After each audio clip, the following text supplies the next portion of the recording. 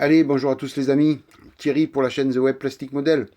Mais écoutez, je vous souhaite la bienvenue pour cette 5e vidéo du montage de la Ford Woody de 1941. Allez, on attaque de suite par la baignoire. On s'était quitté, donc elle était toute propre. Maintenant, elle a reçu des pigments de chimique. Donc vous avez vu, hein, j'ai choisi les pigments Europe Hertz, tout simplement pour simuler du sable dans l'habitacle. Voilà, juste ça, c'était pas histoire de trop vieillir la voiture, mais c'est du sable, comme c'est une voiture de surfeur. Pour moi, c'est une voiture où on monte pieds nus avec du sable dans les pieds de partout, et voilà, tout simplement. Donc, c'est tout ce que j'ai fait hors caméra. Après, on va faire tout ensemble, donc au niveau des contreportes, puisque là, ce sont les contreportes, et puis il y a la partie tableau de bord et la partie haillon arrière. Voilà, donc tout ça, ça va faire partie de l'habitacle intérieur. Donc ensemble, dans cette vidéo, bien écoutez, on va le mettre en peinture. Et puis voilà, tout simplement. Hein, donc on va tout préparer ensemble. Alors je vous montrerai pas les faces peinture. Parce que bon, à chaque fois, souvent dans les vidéos, je montre ça. Je ferai plus tard des vidéos qu'avec la peinture. Mais là, pour cette fois-ci, je vous montre pas les faces peinture. Alors, tout a reçu de l'après-gris de chez Tamiya. Tout a été apprêté puisque je vais faire du masquage dessus. Donc automatiquement, il fallait pas poser un après. Sinon, ça ne l'aurait pas fait. Alors, petite erreur de ma part, je me suis trompé de bleu ciel. J'avais les deux pots côte à côte et j'ai pris le mauvais. Ça, c'est le bleu ciel du tableau de bord de la Corvette. La Corvette Roadster de 1958. Ben, c'est le bleu de son tableau de bord. Voilà, le bleu ciel que j'avais prévu pour la carrosserie intérieure du Ford Woody, ben c'est pas celui-là. Bon, comme ça va être à l'intérieur et que va y avoir plus de bois que de bleu, j'ai laissé comme ça. Je vous avouerai franchement, je m'en suis rendu compte après que la vidéo soit faite. Donc c'était un petit peu trop tard pour revenir en arrière. Ça fait partie des boulettes de Thierry. Voilà, donc le masquage. J'ai masqué une partie des contreportes. Et la contreporte de l'autre côté, on va la faire ensemble. Voilà, puisque vous avez été plusieurs à me demander de remontrer comment je procédais pour le masquage. Donc je profite de cette vidéo pour vous montrer ça. Quoi qu'il arrive, je ferai un tuto spécial masquage. Dans un futur relativement proche, je ferai ça. Là, j'expliquerai vraiment pas à pas comment je fais le masquage, comment je procède moi. Mais là, pour l'instant, donc vous allez voir un petit peu comment je fais pour ces pièces-là. Alors, moi, j'ai ce petit morceau de bois, c'est des petites, c'est du bois qu'on avait, c'est des accessoires pour les ongles. Hein. Donc moi, j'ai détourné l'utilisation pour en faire, pour faire cet outil-là. Donc je viens avec ce morceau de bois coller la bande cache dans le creux de la ligne de structure, à l'endroit où je vais découper pour masquer. Voilà, il va y avoir la transition entre la peinture et la partie qui n'est pas à peindre. Donc je viens avec ce petit morceau de bois, comme vous voyez là à l'image, passer dans la ligne de structure afin de pouvoir après couper avec un cutter pour être pile poil à la limite entre les deux. Voilà, donc moi j'utilise ce petit cutter. Il est beaucoup plus petit que les autres. Et la lame, bien sûr, c'est une lame neuve en permanence. Pour moi, la lame ne sert qu'à ça. Donc automatiquement, je l'use moins. Alors il existe aussi un plus petit cutter que ça avec une lame tournante. Ça fait plusieurs fois que je dis qu'il va falloir que j'en fasse l'acquisition pour l'essayer. Donc dès que je l'aurai, je ferai une petite vidéo pour essayer ce petit cutter, voir un peu ce que ça donne. Mais celui-là, déjà, il remplit son rôle parfaitement. Il est petit, maniable.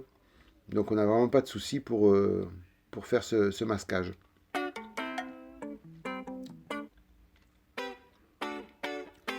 Voilà, donc après, ben, il faut un petit peu venir couper toute la bande cache tout autour de la partie à peindre, hein, tout simplement. Hein.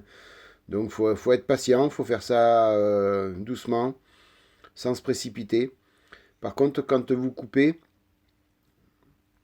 n'appuyez pas. Faut vraiment que la lame, comme elle est neuve, vous faites parcourir sur la bande cache. Normalement, ça coupe tout seul. Parce que souvent, j'avais tendance, moi, à appuyer un petit peu trop fort. Et c'est vrai que ça marquait au fond de la rayure et de la ligne de structure. Ça faisait une marque, une coupure. Donc ça faisait pas trop joli. Par moment, ça se voit. Par moment, ça se voit pas. Donc il faut vraiment appuyer doucement. Et effleurer la bande cache. Comme la lame est neuve, je vous dis, ça coupe tout de suite.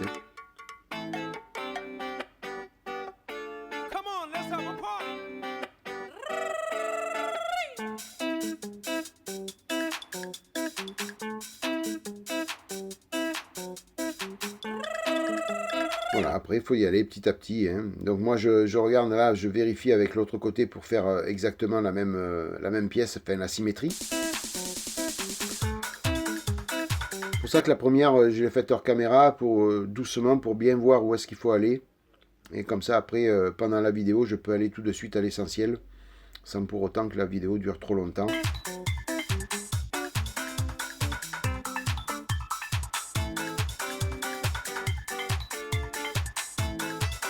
Alors la partie à découper, essayez de mettre le minimum de bande cache parce que sinon après on jette beaucoup.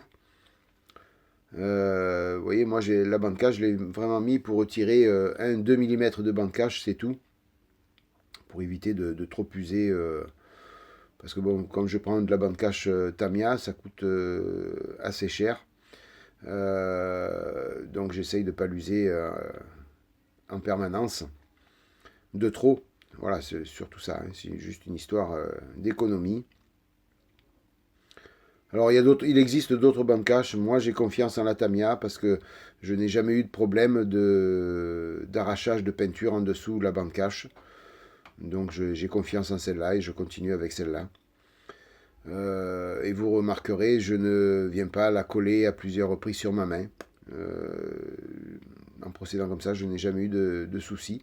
Alors est-ce aussi le fait que ce soit l'après, que ce soit la peinture, il y ait plus de 24 heures de séchage? Peut-être. Peut-être que la peinture est vraiment sèche à cœur et que bien accrochée et qu'elle ne vient pas avec la bande cache. On peut l'expliquer comme ça, mais moi c'est vrai que je n'ai jamais eu de soucis d'arrachage de peinture en dessous. Donc voilà, je continue, je change pas, comme on dit, on change pas une équipe qui gagne, donc voilà, je continue comme ça.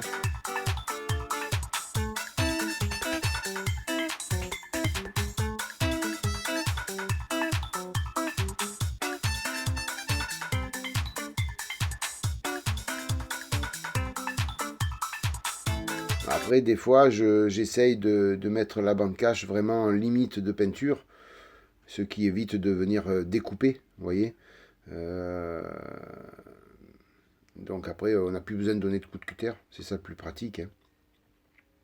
C'est ce que je viens de faire là, c'est pile poil à la limite.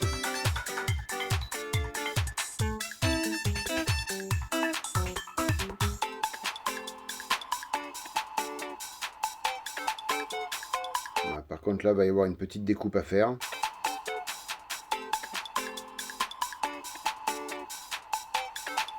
Alors une chose aussi, quand vous avez découpé, que vous avez retiré la bande cache à retirer, venez tout de suite, enfin tout de suite ou un petit peu après, peu importe, repasser un petit coup à l'intérieur de la ligne de structure pour recoller la bande cache. Alors pas celle que vous avez retirée, mais en retirant la bande cache, vous soulevez, souvent on soulève un petit peu la bande cache qui doit rester sur la pièce. Et donc voilà, si vous repassez un petit coup dans la ligne de structure, vous venez recoller la bande cache bien comme il faut. Et ça permet à la peinture de ne pas passer en dessous et de ne pas venir détériorer les parties qui doivent rester en bleu, en l'occurrence sur cette pièce-là.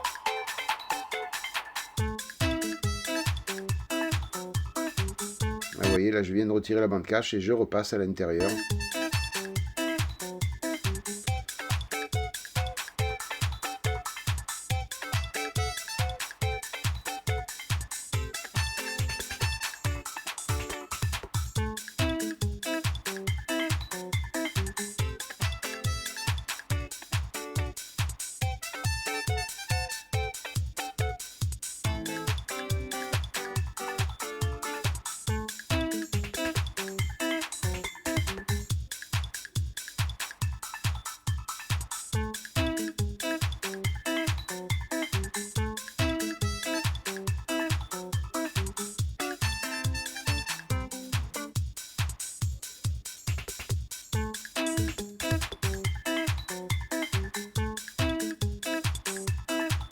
Ah, c'est du travail qui prend du temps, hein.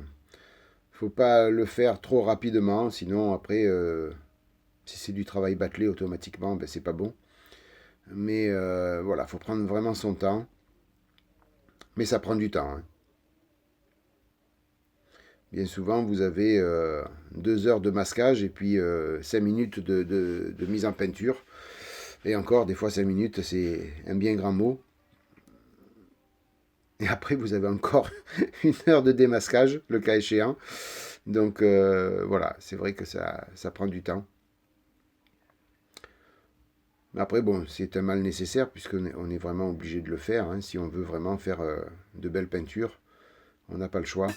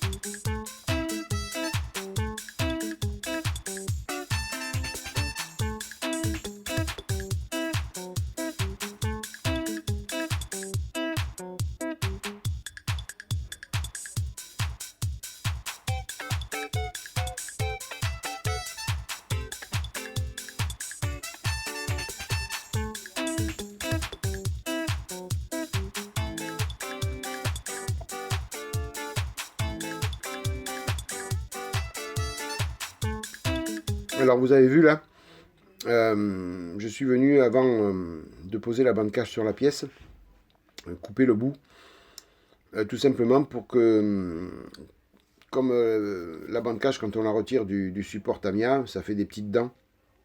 Donc là je suis venu couper le bout parce que j'avais besoin que ce soit propre dès le départ, justement pour éviter encore de couper sur la pièce.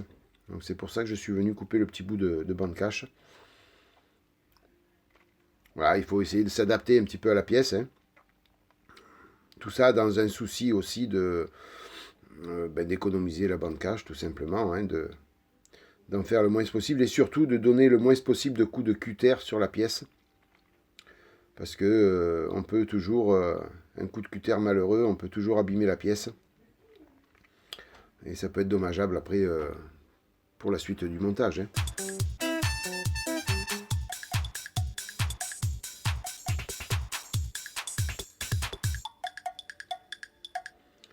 Voilà, alors j'ai pas fait toute la pièce dans la vidéo parce que sinon ça aurait duré vraiment trop longtemps. Donc voilà, les 3 pièces sont prêtes à recevoir la couleur pour le bois. Hein, puisque là, ça va être, là je vais peindre les parties bois. Les parties couleur bois. Donc voilà, tout est prêt, tout est masqué.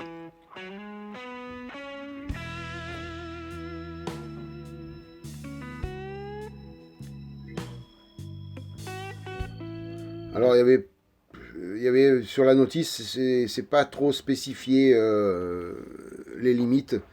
Donc j'ai fait un petit peu comme j'ai vu moi sur quelques photos, puis après voilà, il se peut que ça corresponde pas bien à la réalité. Alors, donc partie bois. Écoutez, on va faire une partie ensemble, hein, rassurez-vous. Mais là, je vous montre ce que j'ai fait moi sur les pièces pour faire l'imitation bois. Et donc dans la suite de la vidéo, je vais vous expliquer comment j'ai procédé pour faire cette imitation bois. J'ai réfléchi pas mal de temps pour avoir une solution pour faire ça. Et moi j'en ai trouvé une, alors c'est peut-être pas la meilleure, mais je trouve le résultat quand même assez sympathique et assez bluffant au niveau imitation bois. Donc on va faire ça sur la partie du milieu, là, ensemble. Et je vais tout vous expliquer comment j'ai procédé. Comme ça, si vous avez envie de refaire du bois un jour sur une voiture ou ailleurs, peut-être que ma solution vous ira bien et puis que vous ferez pareil. Voilà, en tout cas, c'est ma façon à moi de faire. Là, c'est pareil, je ferai un tuto aussi là-dessus pour vraiment juste ça. Donc, j'ai pris des huiles. Donc là, je vous montre les 3 huiles que j'ai mélangées pour obtenir la couleur. La peinture que vous voyez là, c'est de la peinture Revel. C'est la Revel Enamel Ocre Brun Mat. Toute la pièce avant a été vernie. Enfin, après la peinture marron, ocre plutôt, tout a été verni en brillant pour pouvoir faire glisser les huiles sur la pièce. Voilà. J'ai utilisé aussi pour nettoyer le pinceau de l'essence F et puis pour diluer un petit peu les huiles aussi sur la pièce de l'essence F tout simplement. Et le but du jeu, ben, il est d'essayer de simuler une imitation bois tout simplement. Hein. Donc j'ai regardé pas mal, notamment les décalques qui sont fournis dans le kit, un petit peu comment c'était fait, enfin au niveau photo, bois. Et puis voilà, j'ai trouvé cette solution-là. Donc après, vous mettez la couleur que vous voulez. Moi, j'ai pris ces trois huiles pour les mélanger parce que j'avais pas le marron qui me convenait. Donc j'ai fait le marron que je voulais moi. Vous prenez un pinceau fin. Après, on étale tout, comme je fais là. Alors, rassurez-vous, c'est des huiles sur du vernis brillant. Donc là, vous pouvez retirer à l'essence F tout ce que vous voulez. Si vous vous loupez, vous prenez de l'essence F, vous nettoyez tout, vous recommencez. Prenez un pinceau très fin. Alors moi, j'ai pris ce pinceau plat très fin. Après, on peut prendre un pinceau rond, hein, peu importe. Hein. Et après, ben, vous faites des traits. Vous nettoyez le pinceau assez souvent, parce que sinon, après, ça retire plus de peinture. Voilà. Vous faites des traits.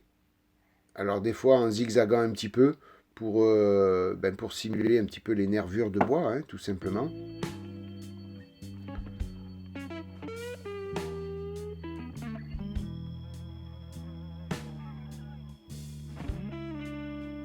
Voilà, en plus vous amenez avec le pinceau, vous amenez l'huile là où vous voulez. Hein. Vous faites des traits fins, des traits épais, peu importe.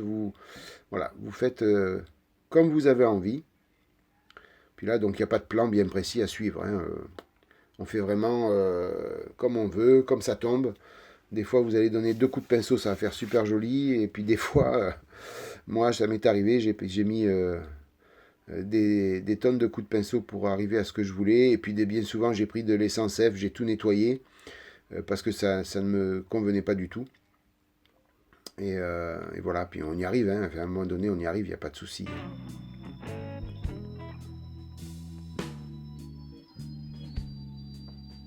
Voilà. On trempe le pinceau dans l'essence F, on l'essuie pour pas qu'il y ait trop d'essence F, sinon automatiquement ça va diluer toute l'huile, toute la peinture à l'huile et ça va pas être bon. Donc voilà, il faut bien le tamponner sur du sopalin, le pinceau.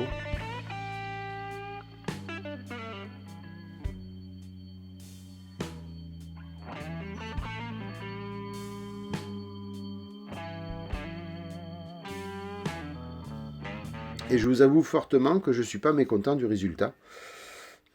J'ai essayé plusieurs combines, hein, mais j'ai même essayé avec d'autres peintures que les peintures à l'huile, en taillant un pinceau, en lui faisant plein de dents sur le pinceau pour voir un peu, pour faire tous les traits en même temps, mais ça marchait pas bien. Il fallait mettre beaucoup trop de peinture et après ça faisait trop gros. Donc après j'ai opté pour cette solution-là qui me paraît être la meilleure. Enfin, pour moi en tout cas. Certainement qu'il y a d'autres possibilités pour faire ces nervures bois. Voilà. Après, chacun fait comme bon lui semble. Et puis, certainement qu'il y a d'autres procédés qui sont beaucoup plus intéressants, beaucoup plus rapides, beaucoup plus jolis.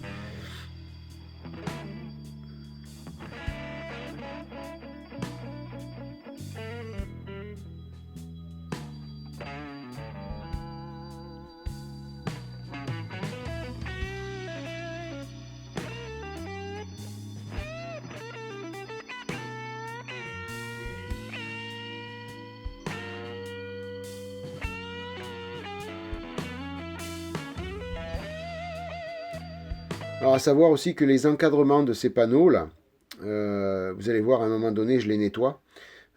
parce que je vais mettre du marron beaucoup plus foncé dessus pour différencier les teintes de bois. Hein. Donc voilà, tous les encadrements que vous voyez de fenêtres et puis des panneaux de porte là, tout ce qui est peint en marron, mais qui est propre, je vais lui faire des petites nervures bois, mais beaucoup plus foncées. Donc ça, je le ferai au pinceau. Je vous montrerai ça dans une vidéo, dans la prochaine vidéo, tout simplement.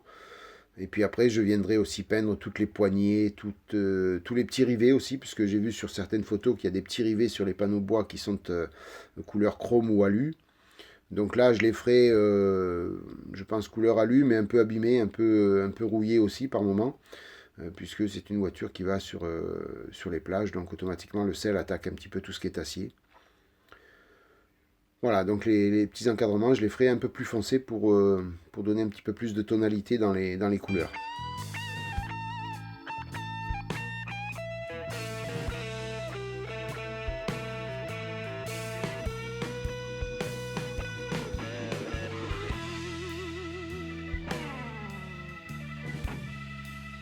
Voilà, l'avantage surtout, hein, comme je vous ai dit tout à l'heure, c'est que comme c'est vernis brillant, ça glisse bien, premièrement. Et puis deuxièmement, la peinture d'en dessous est protégée. Donc avec l'essence F, vous pouvez retirer tout ce que vous voulez, recommencer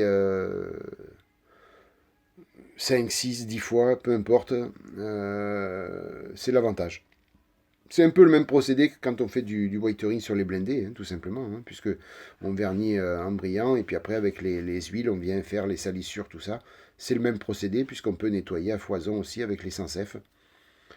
Sauf que là, ben, on va laisser des traces, tout simplement pour imiter le bois.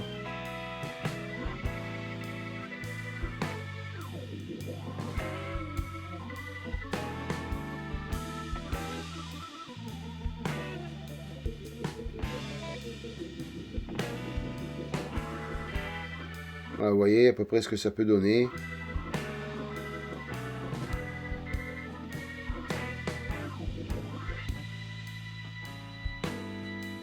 Bon, encore une fois, ça va être à l'intérieur, hein. Donc on va guère le voir. Maintenant, il y a les mêmes panneaux qui seront à l'extérieur. Donc je ferai le même principe. En plus, l'avantage à l'extérieur, c'est qu'il y a le plastique et il y a la gravure bois. Donc ça va un peu aider aussi pour faire tout ça. Donc peut-être que là, juste avec un jus marron qui va venir dans les petites rayures et dans les structures bois, peut-être que là, ça sera encore plus facile.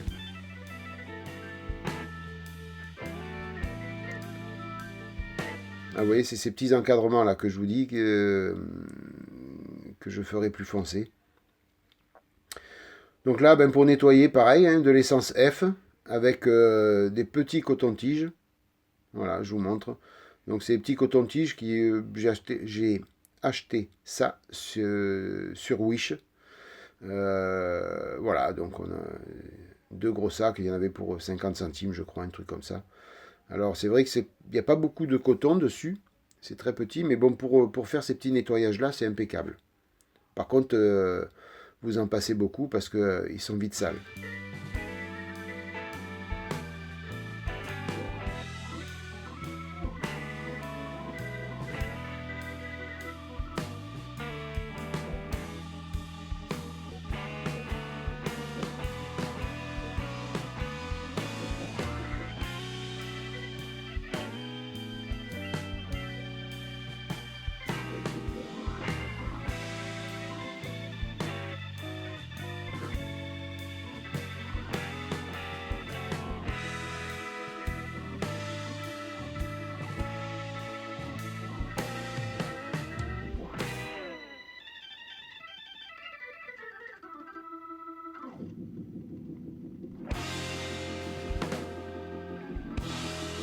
Voilà, vous voyez donc l'avantage d'avoir ce vernis brillant, donc automatiquement on peut tout nettoyer derrière sans altérer les peintures qu'il y a en dessous. Donc le côté positif c'est ça, hein.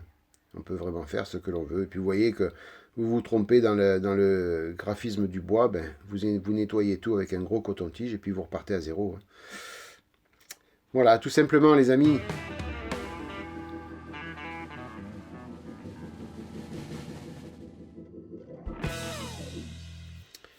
Mais écoutez, voilà, hein, ça fait quand même un peu pratiquement 26 minutes que nous sommes ensemble. Ça en est terminé pour cette vidéo. Voilà, hein, c'était surtout pour vous montrer donc et à la fois le masquage et à la fois le comment j'ai pratiqué pour faire cette imitation bois. Quoi qu'il arrive, je ferai des tutos là-dessus. Hein, rassurez-vous, ça viendra un petit peu plus tard dans les vidéos, mais je ferai un tuto pour le bois et un tuto pour le masquage. Voilà les amis, j'espère que cette vidéo vous a plu. Moi, je vous remercie 1000 fois d'être passé par là. J'espère que ça vous a plu. Merci 1000 fois de votre fidélité. Comme d'habitude, je dis toujours les mêmes choses, mais je le pense très fort. Et puis voilà, donc les amis, j'espère que vous aurez appris quelque chose et que peut-être un jour vous ferez des imitations de bois comme ça. Voilà, tout simplement. En tout cas, c'est pas la meilleure des manières, c'est ma manière à moi. Hein. Passez une bonne matinée, une bonne soirée, une bonne journée les amis. Je vous souhaite plein de bonnes choses. M'inquiétez bien. À plus. Ciao.